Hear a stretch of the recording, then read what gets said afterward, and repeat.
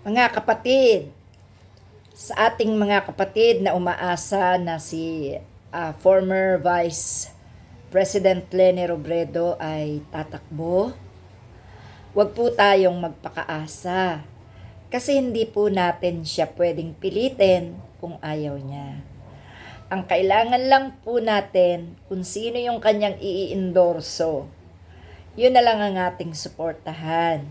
Hindi pipili si Attorney Leni Robredo ng palpak na magiging presidente ng Pilipinas.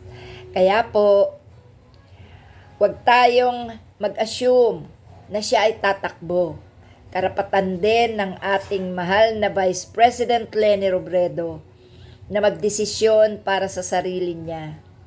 Huwag natin siyang puwersahin kasi ang hinog sa pilit, maasim. Ang hinog sa pilit, mapakla.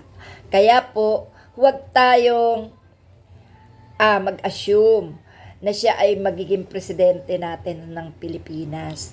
Salamat sa Diyos kung siya ay makapagdesisyon. Pero huli na po. Ito po ang tamang panahon ng pag-announce kung tatakbo o hindi. So, kung sakali po na si Senadora Riza ang itaas ni Attorney Leni Robredo bilang pag-iendorso sa pagiging Pangulo ng Pilipinas, atin pong irespeto at igalang. Ibigay natin ang ating suporta.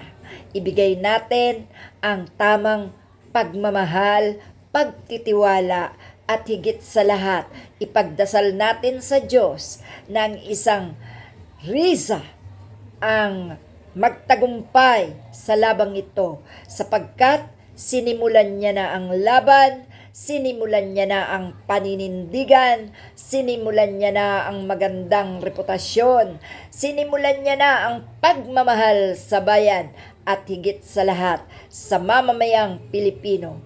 Kaya mga kapatid, wala tayong ibang gagawin kundi suportahan ang lahat ng i-endorso ni Attorney Leni Robredo. Kaya tara na! Reason na! Reason na! Reason na! Risa pa! Mga kapatid, salamat ng marami. Sana maunawaan niyo po.